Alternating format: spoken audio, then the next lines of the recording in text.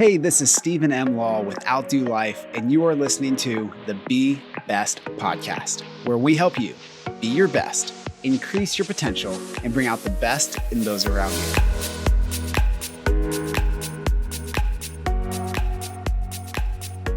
you. Welcome to episode 14 of the Be Best podcast. If you are in any form of leadership, or if you have a desire to be a leader, then this is an episode you don't want to ignore.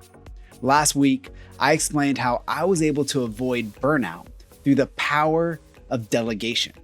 But there is a pitfall that I've seen in many managers and leaders, and this is what they fall into. There's one thing that they don't do that causes them to fail.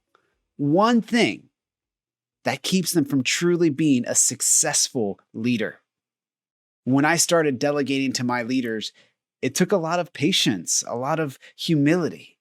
I just wanted to provide the best program for my students, and I was hesitant to give away some of the tasks that I knew I needed to do out of fear that it wouldn't get done well. I remember when one of my key leaders approached me about this. Her name was Caroline, and she didn't have a problem with telling me where I was hindering my potential. And let me tell you, this is an extremely valuable trait to have around you. Leaders need people who can tell us our blind spots or our hard spots that we're afraid to change. She reminded me of the one thing that I needed to remember to be successful in my leadership. I had the skill. I had the resources. I was able to connect well with my audience. I had volunteers and leaders around me.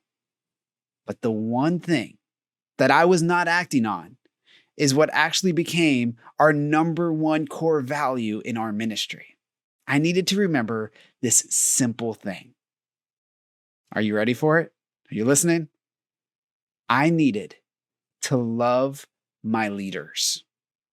Each of my volunteers were leaders in my ministry, and I had the leaders, and I was ready to delegate to those leaders, but I wasn't truly loving them. So let me explain what this means. What does it mean to love your leaders? Well, one, it means listening to them humbly. Your way is not always the right way. So are you listening to them with humility? Two, it means valuing what they value. If you don't care about what they care about, why should they care about what you care about? Are you valuing what they value? And three, it means trusting them to do the work. Even if they take a little bit longer at first, guide them to do their best. Trust them to do the work. When a leader is willing to listen, to value, and to trust those under his or her leadership, their potential for success is exponentially increased. So the question is, do you love your leaders?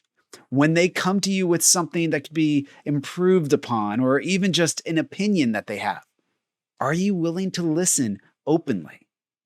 When they do a great job or when they try and fail, do you show them that you care in a way that is meaningful to them? When you give them a task, do you micromanage them or give them ownership to succeed? See, leaders who are loved are leaders who will thrive.